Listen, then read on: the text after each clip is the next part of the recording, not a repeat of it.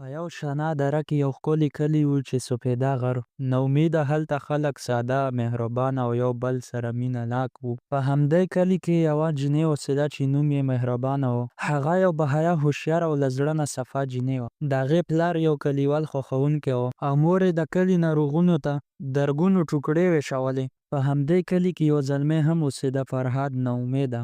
هغه یو زړه سوځونکی غټ زړه لرونکی او هر نر پیژندونکی ځوان و.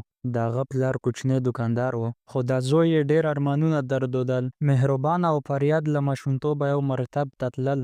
دواړو یو بل ته پټه مینه لرله، خو هیڅکله یې دا احساسات نه و شریک کړی. فرهاد به تلل هڅه کوله چې د مهرباني کتابونه واخلي یا یې له لرې سلام وکړي، خو دې پښتني حیا له کبله هیڅکله مخامخ خبرې نه کولې. مهربانه هم تل د فرهاد خواته کتل، خو له شرمه به یې زر سترګې ښکته کړې.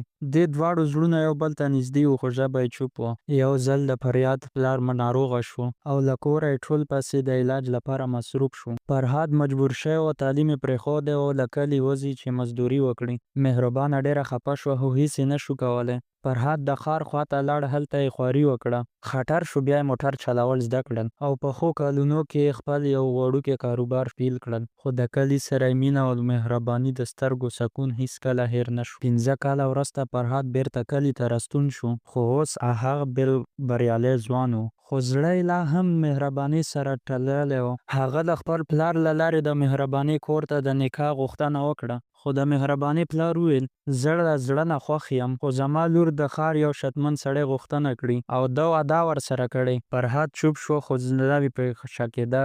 مهربانۍ له پلار نه زلاژۍ وکړې، پلاره زه هغه زلمی نه غواړم، زما زړه فرهاد دی، هغه زما د زړګي راز دی، زما د دعاو خواب دی. د پلار سترګې له اوښکو ډکې شوې. هغه د فرهاد خواته لاړ، لاسونه یې ونیول، ویې ویل بخښنه غواړم زویه، زه اوس پوه شوم چې عزت د شتمنۍ نه لوی دی، زما لور ستا ده.